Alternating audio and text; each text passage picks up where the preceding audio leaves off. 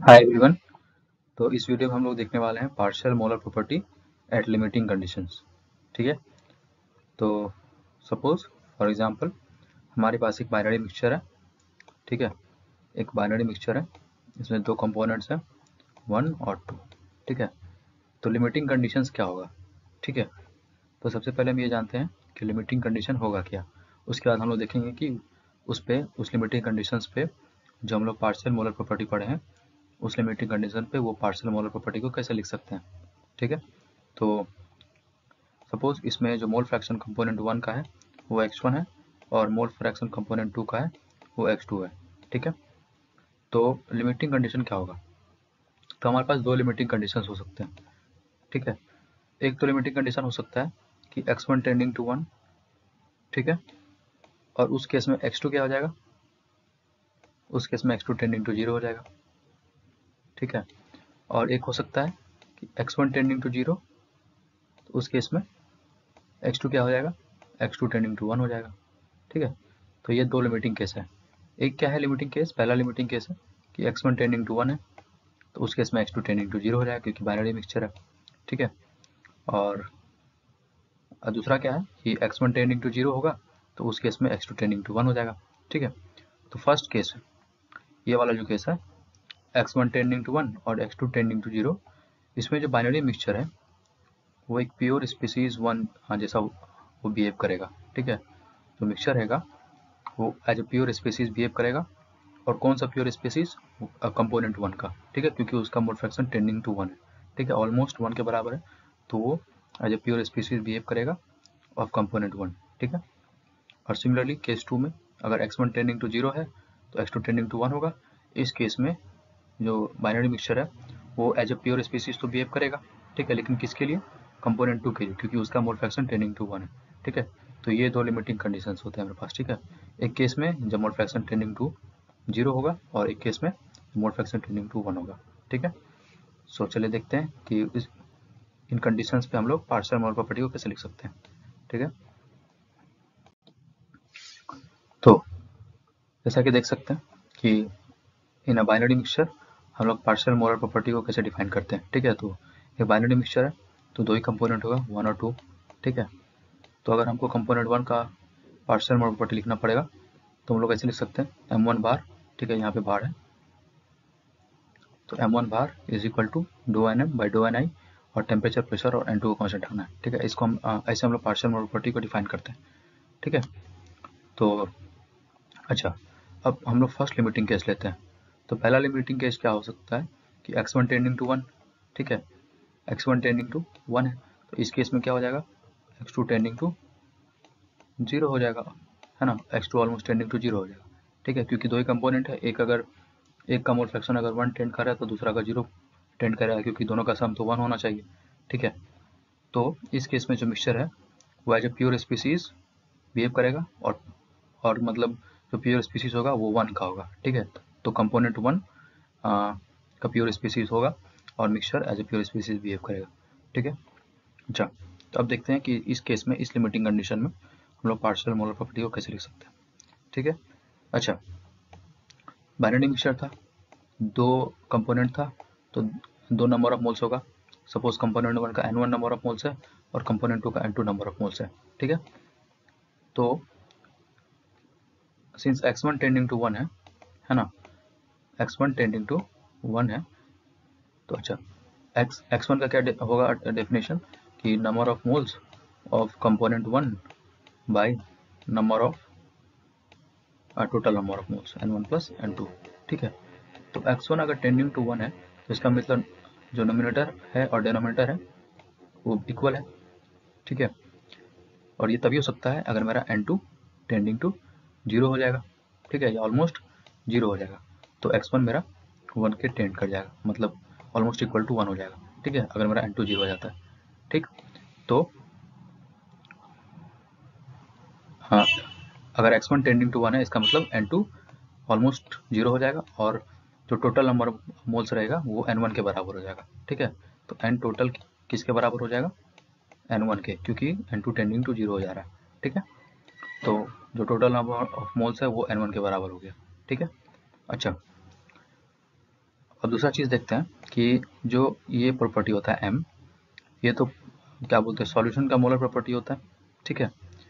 तो सॉल्यूशन में अगर कंपोनेंट 1 ही है बस, क्योंकि उसका मोल फ्रैक्शन टेंडिंग टू 1 है और जो टोटल नंबर ऑफ मोल्स है वो भी n1 के बराबर है, इसका मतलब जो सॉल्यूशन है वो as a pure species of 1 की तरह बिहेव कर रहा है। इसका मतलब जो टोटल मोलर इसका मतलब ये हुआ कि जो मोलर प्रॉपर्टी ऑफ सॉल्यूशन है वो ऑलमोस्ट इक्वल टू किसके बराबर है, मोलर प्रॉपर्टी ऑफ कंपोनेंट 1, ठीक है।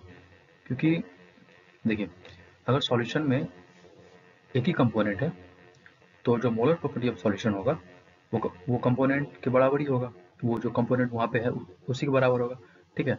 और इस केस में अगर मेरा x1 टेंडिंग टू 1 है, इसका मतलब जो मिक्सचर या सॉल्यूशन है उसमें सिर्फ कंपोनेंट 1 है, ठीक है। ऑलमोस्ट ये टेंडिंग टू 1 है तो इसका मतलब क्या है कि उसमें जो है सो ऑलमोस्ट कंपोनेंट 1 ही है। तो इसका मतलब ये हुआ कि जो उसमें जो molar property of solution m होगा वो ऑलमोस्ट इक्वल टू हो जाएगा वो कंपोनेंट 1 का मोलर प्रॉपर्टी के जैसा, ठीक है, कि इक्वल हो जाएगा।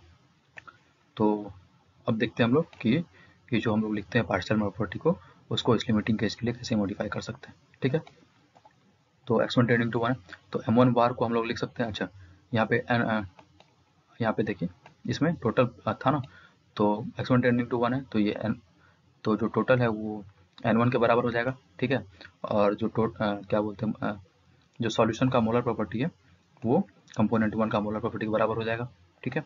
और n1 तो ऐसे रहेगा और n2 तो ऑलमोस्ट टेंडिंग टू 0 है तो उससे कोई मतलब है नहीं, तो यहाँ पे हम लोग टेम्परेचर प्रेशर को कांस्टेंट रखें, ठीक है। और n2 ऑलमोस्ट 0 है, ठीक है। तो ये आ जाएगा मेरा m1 बार, ठीक। कब, जब x1 टेंडिंग टू 0 है। अच्छा यहाँ पे ये n1 के साथ डिफरेंशिएट करना है तो ये m1 बाहर आ जाएगा, कांस्टेंट की तरह बिहेव करेगा और dough n1 bye dough n1 ये 1 हो जाएगा, ठीक है। तो ये ओवरऑल क्या बच जाएगा, सिर्फ m1 बच जाएगा। इसका मतलब m1 bar is equal to m1, ठीक है। तो लिमिटिंग केस जब x1 टेंडिंग टू 1 होता है तो जो m1 बार होता है वो इक्वल टू हो जाता है किसके, m1 के, ठीक है। तो जो पार्शियल मोलर प्रॉपर्टी होता है, ध्यान से सुनिएगा लैंग्वेज, जो पार्शियल मोलर प्रॉपर्टी होता है वो जो स्पीसीज है उसके उसके उसके मोलर प्रॉपर्टी के बराबर हो जाता है, ठीक है। जो पार्शियल मोलर प्रॉपर्टी है of component 1 is equal to the molar property for component 1, ठीक है। तो इस केस में जो पार्शियल मोलर प्रॉपर्टी है और जो मोलर प्रॉपर्टी है वो दोनों इक्वल हो जाता है, ठीक है। तो अब देखते हैं जो सेकेंड लिमिटिंग केस है x1 टेंडिंग टू 0, ठीक है। तो उसके लिए देखते हैं, तो उसके लिए अगर हम लोग ओके तो जो नेक्स्ट कंडीशन है वो है कि x1 टेंडिंग टू 0, ठीक है। तो हमारे पास जो नेक्स्ट कंडीशन है वो है x1 टेंडिंग टू 0, ठीक है। तो अगर x1 टेंडिंग टू 0 है तो x2 टेंडिंग टू क्या हो जाएगा, x2 टेंडिंग टू 1 हो जाएगा, ठीक है। तो अगर हम अभी इसको देखें, इस पे फोकस करते हैं, ठीक है। तो अगर x2 टेंडिंग टू 1 है, ठीक है, तो जो सॉल्यूशन है वो as a pure species of 2 जैसा बिहेव करेगा, ठीक है। तो जो सॉल्यूशन था उसमें अगर सिर्फ कंपोनेंट 2 है, ऑलमोस्ट सिर्फ कंपोनेंट 2 है, तो जो सॉल्यूशन है वो एज अ होल कंपोनेंट 2 जैसा बिहेव करेगा ऑलमोस्ट, ठीक है। तो उस केस में जो partial molar property of component 2 है वो मोलर प्रॉपर्टी ऑफ कंपोनेंट 2 जैसा के इक्वल हो जाएगा, ठीक है। तो ये तो हम लोग अभी लास्ट स्लाइड में देखे थे कि जिसका मोल फ्रैक्शन, जिस कंपोनेंट का मोल फ्रैक्शन टेंडिंग टू 1 होता है उसका जो पार्शियल मोलर प्रॉपर्टी होता है वो उसके मोलर प्रॉपर्टी के बराबर हो जाता है, ठीक है। अच्छा अब आते हैं कि अगर यही कंडीशन है तो इसमें x1 टेंडिंग टू 0 हो जाएगा, है ना, क्योंकि x1 plus x2 tending to equal to 1 होता है। तो अगर x2 टेंडिंग टू 1 है तो x1 टेंडिंग टू 0 हो जाएगा, ठीक है। अच्छा अगर x1 टेंडिंग टू 0 है मतलब मोल फ्रैक्शन ऑफ कंपोनेंट, यहाँ पे देखें मोल फ्रैक्शन ऑफ कंपोनेंट जो है सो वो मतलब ऑलमोस्ट नेग्लिजिबल है, मतलब जो कंपोनेंट 1 है वो इसमें इस मिक्सचर में ऑलमोस्ट नेग्लिजिबल है, ठीक है। तो इसको हम लोग ऐसे भी तो बोल सकते हैं कि ये जो मिक्सचर है वो कंपोनेंट 1 से इनफाइनाइटली डाइल्यूटेड है, या फिर ऐसे बोल सकते हैं ना कि इसमें अगर 1 का मात्रा बहुत कम है, ये जो सॉल्यूशन है यहाँ पे, इसमें अगर 1 का मात्रा बहुत कम है तो इसको हम लोग बोल सकते हैं कि ये 1 से बहुत ज़्यादा डाइल्यूट है, मतलब इसमें 1 नहीं के बराबर है, 1 से बहुत ज़्यादा डाइल्यूट है, ठीक है। तो अगर ऑलमोस्ट टेंडिंग टू 0 है तो हम लोग उसको बोल सकते हैं कि 1 से ये जो सॉल्यूशन है वो इन्फाइनाइटली डाइल्यूटेड है, ठीक है। इन्फाइनाइटली डाइल्यूटेड है मतलब बहुत ज़्यादा डाइल्यूट है, ठीक है। इसका मतलब इसमें 1 का मात्रा बहुत कम है, ठीक है।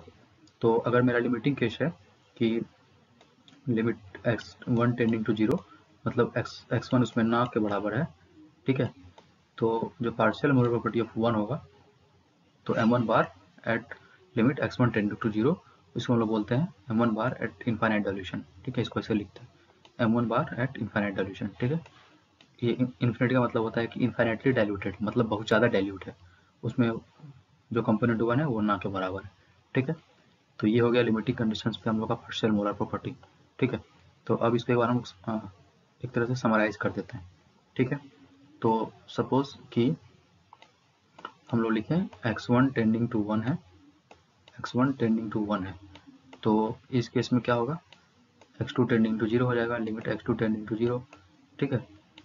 तो अगर इसमें हम इस कंडीशन में अगर हम m1 बार लिखें तो क्या लिखेंगे, अच्छा कंपोनेंट 1 टेंडिंग टू 1 है, देखो x1 टेंडिंग टू 1 है ना, तो ये as a pure species of 1 behave करेगा, तो m1 bar is almost equal to m1, ठीक है, या फिर इक्वल टू m1, है ना। और इसी कंडीशन में मतलब इसको अगर हम यहाँ लिखें सेम कंडीशन को, लिमिट x1 टेंडिंग टू 1 और x2 टेंडिंग टू 0, ठीक है।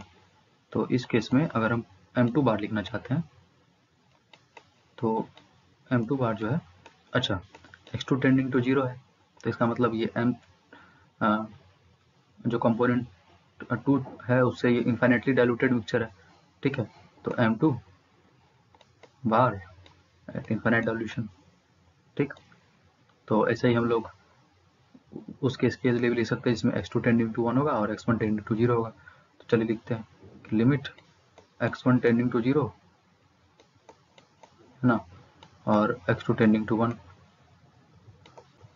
तो इस केस में जो कंपोनेंट 1 है वो तो x1 टेंडिंग टू 0 है, तो कंपोनेंट 1 जो है तो वो तो इन्फाइनाइटली डाइल्यूटेड हो गया, तो m1 bar eight infinite dilution लिख सकते हैं इसको, ठीक है। और इसी केस में इसी लिमिटिंग कंडीशन में x2 tending to 0 x2 tending to 1 है, तो m2 बार जो लिखाएगा वो इक्वल टू हो जाएगा किसके, m2 के, ठीक है। तो ये मेरा ओवरऑल समरी हो गया आज का इस वीडियो का, ठीक है। ये ओवरऑल समरी हो गया, तो आई होप आप लोगों को समझ में आ गया होगा। तो आज के लिए बस इतना ही, थैंक यू।